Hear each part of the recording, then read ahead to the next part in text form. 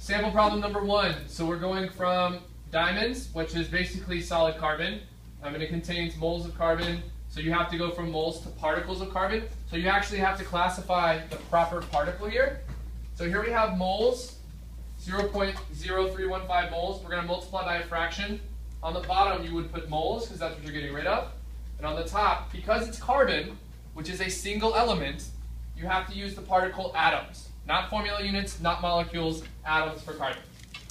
On the bottom here, you would put moles. If there's 1 mole, there's 6.02 times 10 to the 23 atoms. So you would multiply across, and you would get 1.8963 times 10 to the 22. Units would cancel, and you're left with atoms. Now to get to 3 significant figures, and you do need 3, not 5, because you count from the left, and the zeros don't count. You start counting at the first non-zero, which is 3. 1, 2, 3 significant figures.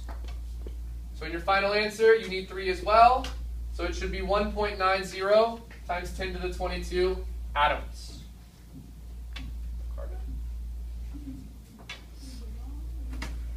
For the next sample problem, you have carbon dioxide. So this is what I was referring to earlier.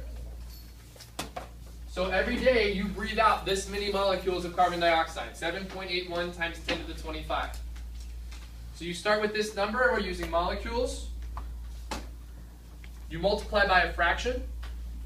On the bottom, we're getting rid of molecules this time. So you must write molecules on the bottom. The good news is the change rate for molecules and atoms is exactly the same. They're equivalent. So in 1 mole, there's still 6.02 times 10 to the 23 molecules. Because Avogadro talked about chemical units, not atoms specifically. So atoms, molecules, or formula units. So here we have molecules. You're going to multiply across, and you would get 129.734 moles. You need to have 3 significant figures from the question, so your answer must also have 3 significant figures. So you're going to have 130 moles. The bell's about to ring. We'll pick this up on Monday. No homework this weekend. Have a good weekend.